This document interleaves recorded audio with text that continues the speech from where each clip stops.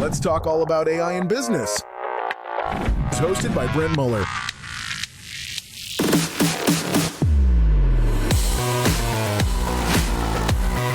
Welcome to the Future Proof Podcast.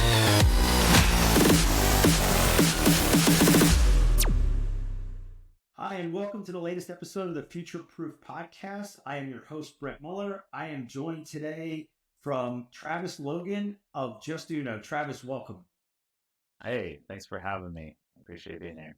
Yeah, this is great. So, Travis, tell us a little bit about your journey, your background and your journey to starting Justuno. Yeah, we can go ways back to towards the middle of high school. I was always kind of a tech geek type person when it came to gaming and stuff, and then immediately jumped straight out of or towards the end of high school into building websites. My parents, I was fortunate enough to have parents that made me some deals to pay some insurance, car insurance, and things like that. I built them a site, learned it on my own, got a job, built. I think we're long past the generation now. I built Engelbert Humperdinck, if you are aware who that is a famous singer. The old gals all loved him. Built his website, and a funny guy, met him. Anyways, yeah, so that was like the first, other than my parents' website, I landed that gig, and that went well. That'll be a podcast trivia just for all the viewers out there. That's going to be a trivia question. Yeah. To build Engelbert Humperdinck's Right, website. right. It's a random one, very random. I ended up building like Frank Lloyd Wright's website. I've built quite a few big name brand sites and individual and so forth. But anyways, so yeah, I did custom website development for many years. Ran a small boutique web development agency, and then in those many years, I also ended up building some sites for some brands that sold, they were 8-figure brands, 9-figure brands, whether I built their e-commerce store or things like their community forums and things like that. Over the years, and especially in combination with another fellow that I worked with in one of the more recent companies, we just really learned about, we took a real big stab at conversion optimization, right, on this site, and just learned so much specific to that, and realized, one of many big things is that people were leaving websites to open another tab to find a coupon code, for instance, right? So every consumer's done it. You get to the checkout page, you see that discount code field, and you go, oh, okay, I'll open a new tab and search xyz.com discount codes, and you find, hopefully, from the merchants, from everybody's standpoint, hopefully you find a discount code that works. That's the best case scenario. What we found was, generally speaking, they find one that doesn't work or 10 that don't work, and they would attempt it, and then that leads to failed conversions, lost conversions, and all those fun things. So anyways, Justuno was born, my current endeavor that I started with a buddy, and 12 years ago. And Justuno was born to facilitate that, amongst other things. It's definitely evolved. So we do lead capture, we do banners, we do flyouts, we do quizzes, product recommendations, everything you can think of on site. So you can use workflows. So they don't leave the site. Yeah, exactly. Or when they come back, it's all personalization, really fueled with our workflows and our multi-step designs and things like that. So whatever you're trying to tackle on site, that's where that company comes into play. But yeah, that's how I've gone through it all from a development standpoint. I also built a e-commerce platform many moons ago when Shopify was born. And I saw the writing on the wall that Shopify was going to be very hard to compete. We were bootstrapped. So I was like, I'm going to go ahead and get out of this game now. And that's actually right when I pivoted over to starting Justuno. Really cool. So, and I love what you guys do, because I was going to say, personally, over the years, I was a full stack engineer, essentially. So, I mean, everything from design, I was actually pretty decent at it. But different back-end technologies, front-end technologies, database, even sysops, everything I kind of have experience in it all. Really cool. Really cool. You're solving, it's really unique, right? So you're living entrepreneur 101, right? You found the problem in the market, right? And you build a solution for it, which is kudos, right? That's the dream. That's what you want to do, right? Is identify those. The other thing that I think that that you're hitting on is and most folks that are watching or taking the summaries of are going to find out is that conversion rate optimization is a massive undertaking, right, across so many things. But the thing that you did is that you started with, right, is a very simple thing, which with the discount codes, the coupon codes, whatever. Because you're right, like anyone's crazy not to go look and see if they could save, 10%, 20%, 15%, whatever it is. But some of the other things, talk about it, because I think there's other people that don't understand conversion rate optimization and why people leave their website.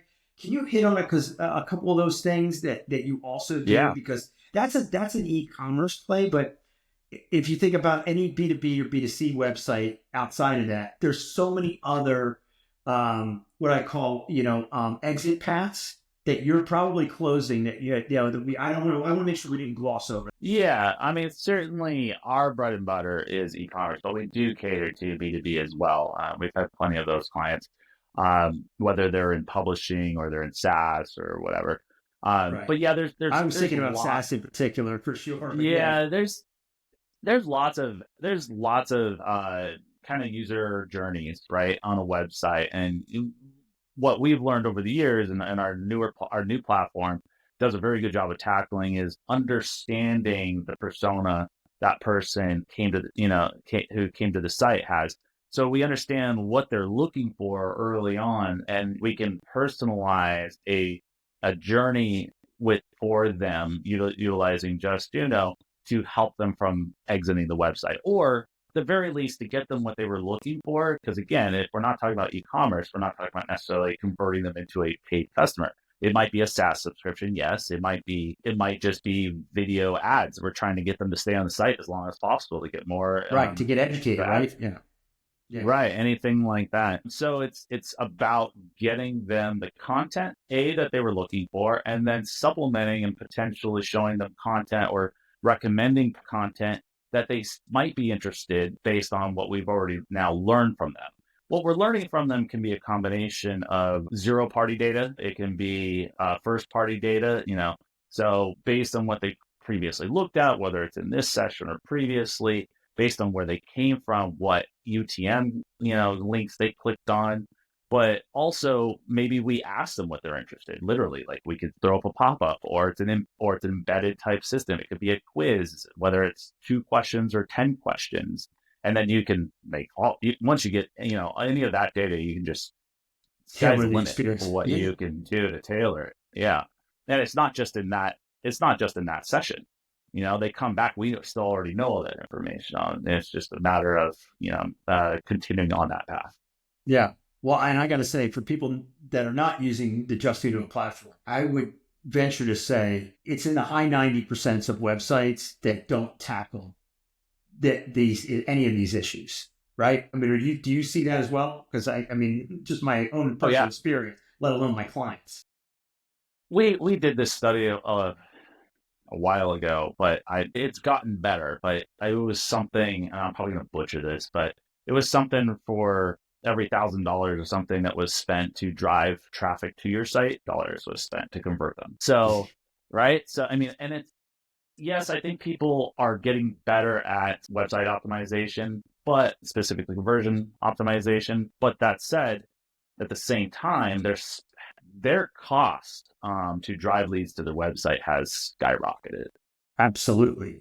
So it's more important than ever to increase that ROAS. And that's something that is so overlooked when it comes to on-site optimization, conversion optimization that you can do. It's like, yes, you're going to spend, maybe you got a quote to spend 10 grand or 100 grand, whatever it is, or it's $500 a month, whatever it may be that can move these levers, right?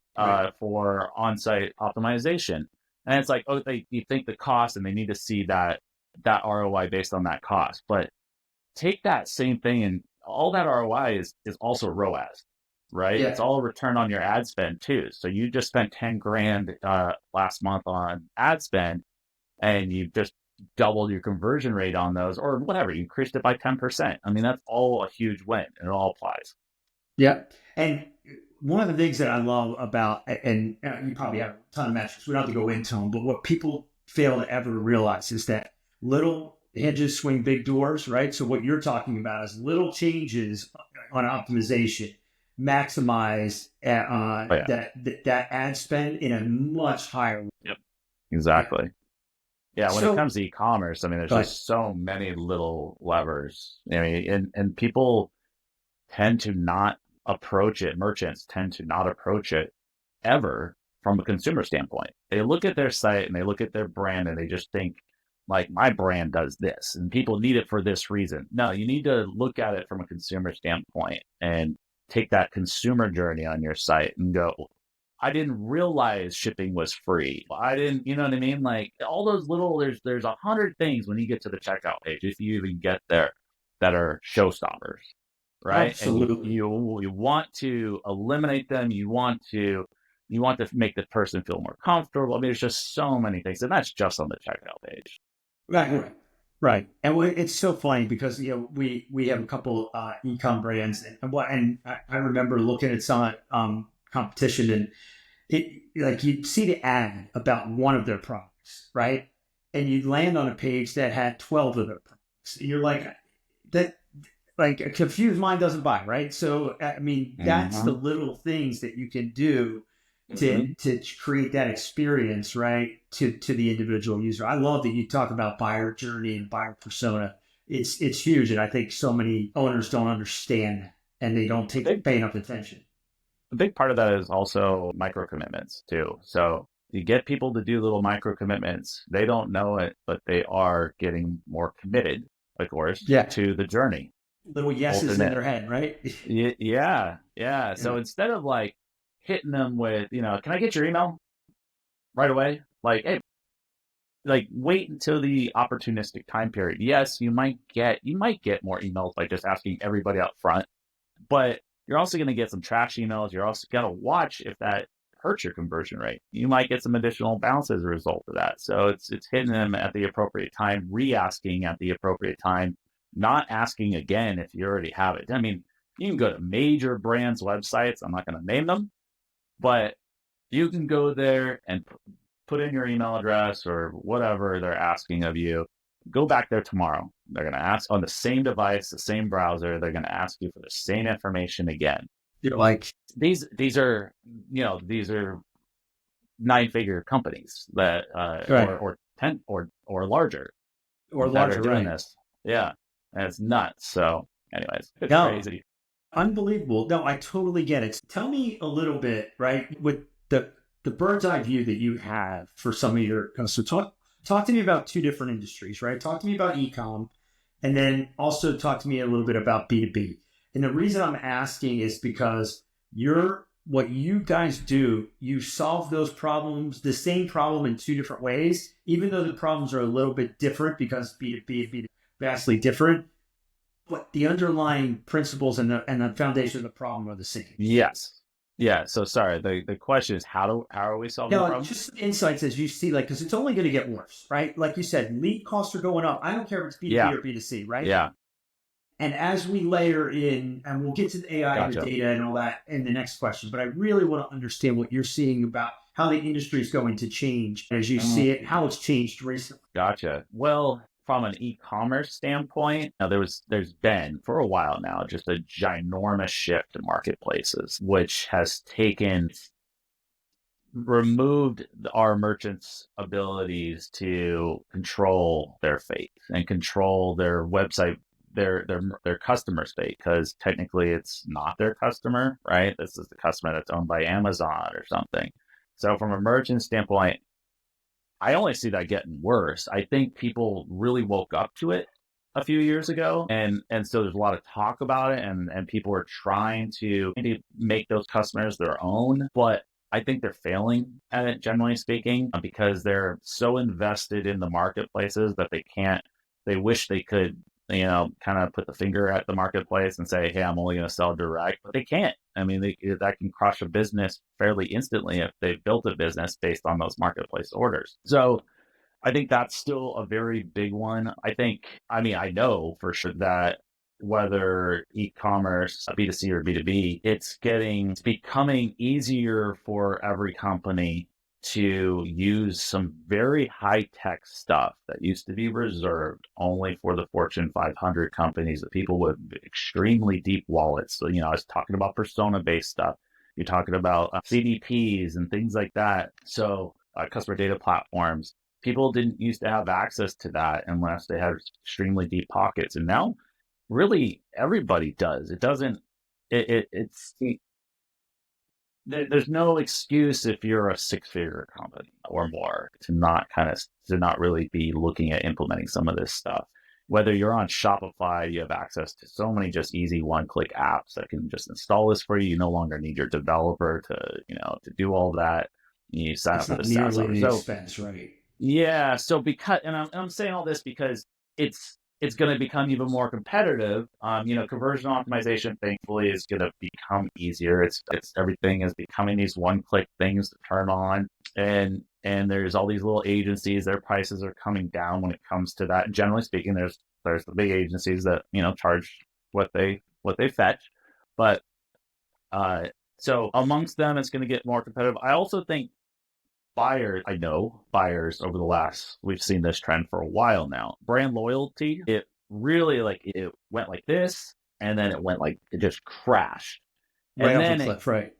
Yeah, right off a cliff. It has came back, but you have to be one of those, you got to be doing things right from a brand to do it. If you're selling multiple brands, you're just, you're either reselling or whatever, you're going to lose that. Generally speaking, they're out there for the best deal. So that's the hard part, is that in the past, you could justify spending all that money to capture a sale, to get a lead and capture that sale, because you're like, yeah, but I'm going to get, my lifetime value of this customer. It's going to be enough to pay for it and then some. And now it's like you almost can't expect ever a return buy, because it's all about convenience and price for most people. Convenience, shipping time, return stuff, price. So it's you got to tackle all those things, and it's getting easier for everybody to tackle, which makes it harder for you to be better than the next. So I'd say that's probably the most critical thing. So it's about making sure at least as good. Don't have any of those things where it's like, whoa, this website is still treating their customers, like circa, 2015 or something like that. You got to be up to par on that. On the B2B side, I mean, this applies to B2C as well, but more on the B2B side, it's about understanding that person, who they are, as early in that journey as possible on your site. And what I mean by that is, for instance, Justuno, we recently released our enrichment feature. So essentially, as soon as we collect an email address or otherwise have identified the visitor, we can we instantly pass it through our enrichment database, which can provide all kinds of extra first-party data or zero-party data, really, on this user. So, besides the basic name, address, type of information, we can know their buying persona. We know their gender. We know their income range, and do they own a home? Do they have kids? And so all that's really important. But on the B2B side, we also know, where they work. We know their title. We know their department. We know all this stuff. So holy crap, all of a sudden you capture an email address from somebody, or you use a tool, which we will be introducing here soon, that's actually like a visitor ID tool, where you don't even have to give us your email before we enrich it. We can we can find that out instantly. Knowing that from a B2B side is huge. I mean, any SDR is just going to be mouth-watering over that type of data. Right. Who's visiting my site and what company they're from and what department they're in at that company. So it's not like, hey, someone from IBM's at my site who has, tens and hundreds of thousands of employees. It's Travis Logan at this department was on my site. Yeah. They go, if you're an SDR, BDR, you're loving, right? Yeah. This is an identified warm lead. It's nobody wants to do those 1 in 1,000 or 10,000 cold outbound leads, or reaches. Yeah. So Yeah. it's huge. And So we've been in that. those type of things. My sister company that I'm a co-founder in, that's what we do, right? I've been in that business for 12 years. I totally get that, right? But yeah, and you're absolutely right. If people don't understand until they start to see it and they go, wow, I can really, and it goes back to what you were saying before, Travis, is that you have to figure out, because the cost of getting a new lead is going up and up and up, and it's not going to stop because COVID threw us all into the deep end, right? Brick and mortar realized when they got shut down, they had to advertise, get their products online. Shopify went through the roof. And that's on that B2C side. On the B2B side, right, costs are still going up and outbound is becoming more competitive. So I say all that to say that you have to learn how to squeeze every ounce of the lemon for every lead you have. And your platform absolutely exemplifies that. Yeah. It's also about, when it comes to SaaS, which you can compare to B2C. But what I was going to say is when it comes to SaaS specifically, it's about expansion MRR, right? So you can use a product Justuno or a product like it, or you can homebrew it, whatever. But you want to, you've already got these people on, they're paying you $100 a month, whatever it may be. Turn them into $200 a month. Turn them into $300 a month. Even more value. Turn them into $102 a month. Either way, expansion MRR. Yeah. At the end of the day, that's net retention. That's what everybody cares about. That is the underlying performance indicator of your company and what you're going to sell for. Yeah. And if you look across the SaaS landscape right now, that is what's happening. Is they're saying, how many more problems can I solve for my customers, right? Which grows my MRR, but it makes them stickier because I'm doing more for them under one roof, right? You can go through Go High Level, you can go through Apollo, there's so many of those solutions where they're trying to add more value to do that. So those use cases are out there. Interesting trend that we've been seeing. We've been fighting it over the last, since COVID, basically, is this consolidation. You kind of touched on it there for SaaS companies or not just actually for any company. I take that back. Any company, right? Yeah, they're trying to consolidate their apps, like, and for instance, like we have our frenemies. They're good examples. We call them frenemies because they're partners, tech partners that we've been longstanding, had good relationships, still do, and let's call them the ESPs or the SMS subscription type companies, and they loved us because we built up their contact database. They got to charge more for that. Then they realized, well, wait, we should launch our own email capture pop-up or something, right? Right. So they launched those. That's fine. Again, that's understandable. I probably would have been their situation too. But so everybody, these big companies with big pockets, they're kind of, they still have their bread and butter, what they really are good at. And then they're adding on all these other things that are just good enough. Right. And so they're the leader in this, but we also do this, and this, but we don't do any of it very well, except for what our main product is. And so we see it. We've been seeing a trend for a while now, where people are like, we need to reduce our costs, for one reason or another. And usually it's one reason. They need to reduce their costs. And that's one of the first ways they do from a software standpoint, is like, what of our current software stack can we replace with other current software stacks, big features they have? And is good enough? And a lot of times it is. It's a really good question to ask too, right? Because sometimes the answer is no, right? Well, I mean, if the answer is no, that means if it's not good enough, that means they're doing something right. If it is good enough, that means they're not utilizing, the software stack they're now contemplating leaving or canceling. Right. That is specific to that product set and does it very well.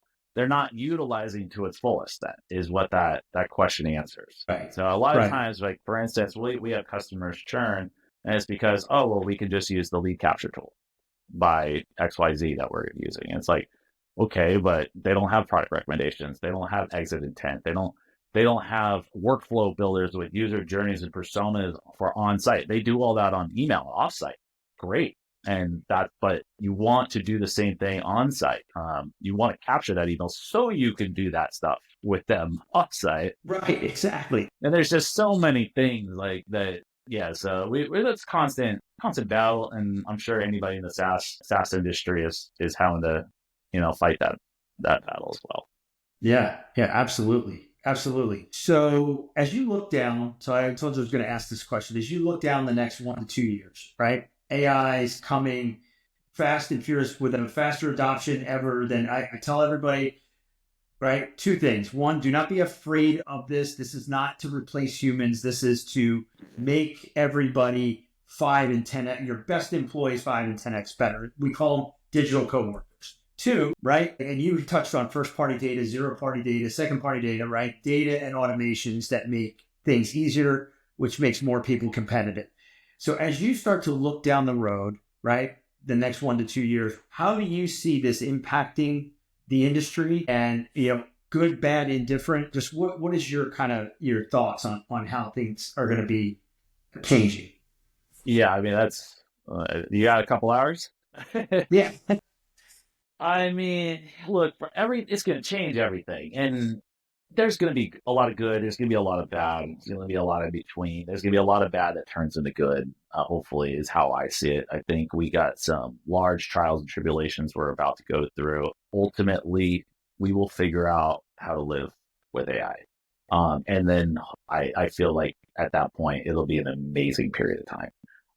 That said, in my industry, if you want to fast forward 2 years from now, I think 2 years from now, you could tell AI to build you a platform on Google Cloud or AWS and say, build me a platform that does everything Justuno.com does, and it will.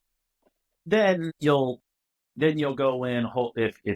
If you do it right at that, you don't just say, okay, this is ready to go. You go in and you improve on it. You go through section by section, throw in ideas, inputs to it, and say, let's iterate and improve on this. And that's anybody who's had any type of experience with AI so far. You quickly learn it's good input equals good output, right? Yes. So, and you never get, well, I won't say never, but you usually don't get it right on the first question or the first input. You have to iterate. Yeah, unless you're a great prompt engineer, right? Yes. Right.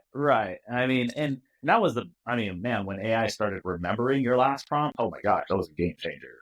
Game changer. So yeah, I think that's everybody already. I'm sure anybody listening to this is already knows. Everybody talks about how it all comes down to the prompts, and that's these jobs that'll be taken. They're being replaced by the AI prompters, essentially. Yeah, right now. And yes, they'll exist there too, but you're going to have, I mean, we already have agents that essentially can prompt the next, and so forth and do this. And so all of that's changing, and it's going to be changing quickly. You were talking about like empowering your employees to work smarter, basically, not harder with AI. Every Thursday we have a internal workshop in our company, and I raise my hand and remind everybody to use AI for everything. Just the other day, I copy and pasted a table of data from a website and went to paste it in Google Sheets, and it pasted like crap, right? It wasn't tabulated and everything. So I just instead pasted into AI and said, hey, can you just give me the CSV output of this for Sheets? And it just did and worked perfectly, right? Like it's those little things so many people don't even think about that are time savers, let alone the big picture things, like build me an app or at least a function today to do this or something like that. It's huge. So I'm always reminding people every week, use this. Now, what I was going to get at, yes, you'll make them that much more productive. They'll probably also be the ones that go, again, I can build Justuno.com for myself using AI, which is cool. I mean, I want every one of my employees to always think how to professionally grow and what the future is beyond Justuno. And AI is, if they're learning how to use it, they're definitely gonna make their life easier, in their next endeavor. Hopefully it's their own endeavor. Yeah. All right. So tell me something cool you've personally done, right? Outside of the work. Cause I love those Thursday workshops because I outside of we work. do the same thing in our company, and we have to remind people, and I don't like that, because if you use AI, right, you can free up all the menial tasks. Like you said, how much time would have been wasted before of trying to reformat that damn spreadsheet rather than do it, you're off, and now you can actually focus on important stuff. But tell me, Travis, what's something you've done? Other founders and CEOs might. From a business standpoint, Personally. personal, one of my first things I did with it that was awesome was I told it to write me a bedtime story about my two daughters, and I gave it some hints like, hey, we just got done with 2-year remodel of our house. We move in, and the girls find a secret garden, an enchanted secret garden in the backyard, and I gave them their names and everything. So it wrote me out, an amazing bedtime story, personalized bedtime story that I got to read to my daughters about their new house, their new backyard with them and their dog that they have and everything like that. So that was a fun one. I did that a while ago, but I have done it since. From a more boring business standpoint side of things, I have a personal side gig that I've done where I built these really cool Audi gauges for Audi cars, the performance gauges and everything. So I built that about 4 years ago. I wrote all the software on it.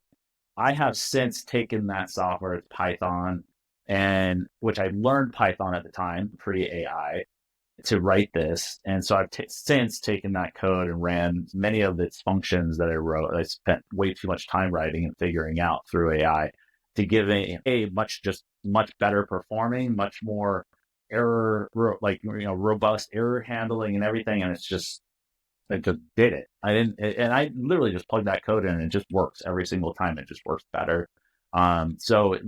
Basically what I'm getting at is like code refactoring could go a long way. Like tell your devs to do that.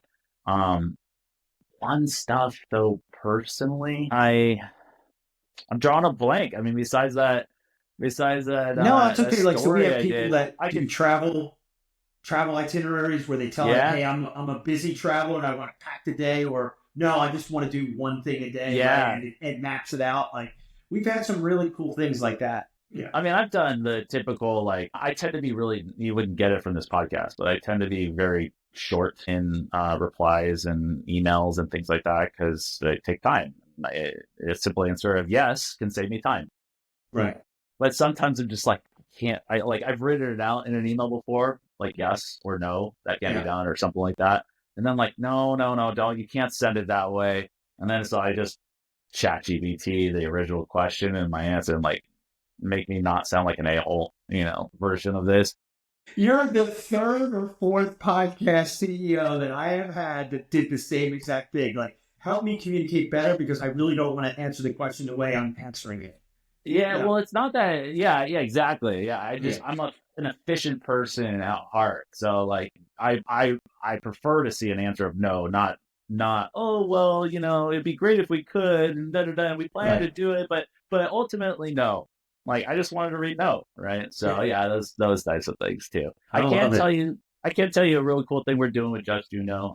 We're in the middle of. I already did a proof of concept on one part of it. We have our brand new platform we launched last July. We still are running our legacy platform, and we're in the middle of migrating people over. They have their designs and their targeting rules and everything that are all set up in their legacy platform. And our new platform, like the designs, from a design standpoint, each experience, the design is fully responsive HTML and everything the way it's built on the underpinnings. Of course, you don't need to know any of that. We have a slick design tool, but the old legacy platform, its tool was very different. It was more pixel, like drag and drop type stuff. So I've been working on a model that I can translate one of a design from legacy platform or to the code necessary for the new one. So that's right now we're manually migrating customers. So you're basically building a migration tool. Yeah, and this could not have been done without AI. This would only be manual. So hopefully we'll have that going in a month or two, and then we'll be able to vastly, migrate the vast amount of our platform users over with ease. Really cool. Really cool. All right, last question. Yeah. So if I ask every founder this, So you've probably set especially it being, early part of the year, but everybody tracks it anyway, so it doesn't matter. But you have a 12-month growth target for Justuno. If I give you a magic wand, what would be the biggest enabler or hurdle you'd want to overcome that magic wand could clear for you that makes you meet or exceed that target? I would love magic wand. I would turn back on the leads that we used to get from our app stores, Shopify app store, BigCommerce app store. That was a very fun growth period of time when we used to get crazy amounts of leads from them. But the app store marketing is done. You're not, is it from really? a SaaS standpoint. Yeah. You're not getting inbound leads like not even close like you used to. So there's that magic wand waving. I would also like to know and be sure the magic wand would make it sure that we had AI in place on two parts. So I think people, I'm sorry, I'm going to go into this a little bit in depth here. This is important. Yeah. So from a SaaS standpoint, there's two things, amongst others, two really important things from a product standpoint. It's enabling people inside the product to get to their goal, whatever that goal is, to build whatever it is you're building. It's an email lead flow, it's an email capture flow, whatever it is, right? Right. So it's getting them to build that quicker, and while enabling product adoption and all that fun stuff, but making it easier. But at the end of the day, if you're not offering the end results, something new and improved, right, that's you're leaving from a SaaS standpoint. You're giving reason for somebody still to look at a competitor. You have to have both. You can't just be like, well, at the end of the day, we can power this on your site. Nobody else can, but it's going to cost you 100 hours of your time trying to set it up and manage it. You got to have both sides of this. Yeah. So, so that's where AI is going to, for any company, any SaaS company needs to be used. It's both, as the migration was one example, it's product adoption, it's insights, it's optimizations, it's all these things to get them to build whatever it is much quicker and see the end game right away, the goals and things like that via insights. But also AI on the front end side of things of what it actually can do to improve whatever your goal is, improve your lead capture, improve your sales conversion rates. I mean, there's just so many things. So magic wand, long story short, also would be to basically fast forward 6 months in our company, in our AI initiatives, and have that stuff today. But that way we have the next 12 months to sell it, not just 6 months. Because you said 12-month run. Yeah, I love it. Love it. No, it's fantastic. Travis, this has been awesome. You gave me so much insights, especially around people that don't understand about conversion rate optimization and all the ways that the exit paths and how to change the buyer's journey, the user experience across the board. So for everybody that wants to understand more about how use Justuno for their website or their e-commerce site, how do they get in touch with you guys? Justuno.com. But by all means, connect with me on LinkedIn, or I doubt I even have a follow button. I'm kind of just getting into the mix there. But connect with me and reach out, and I can get you connected with the appropriate people in the company and get you all squared away. But yeah, anything on-site messaging that you need, Justuno is going to handle. It's going to handle better than the next. Love it. Love it. And we'll have all the links below when this thing goes live. But Travis, thank you for spending the time with us today. This has been great. Yeah, I appreciate your time, Matthew. This was fun. Yeah. All right. Well, hey, for everybody out there, that concludes this episode of Future Proof Podcast. And just look out for our emails, because again, this is not just a podcast. It's a resource for founders and CEOs. Travis, thank you. Yeah, thank you. Take it easy. If you're ready to embrace change and lead with innovation, be sure to subscribe and never miss an episode. Thanks for tuning in to the Future Proof Podcast.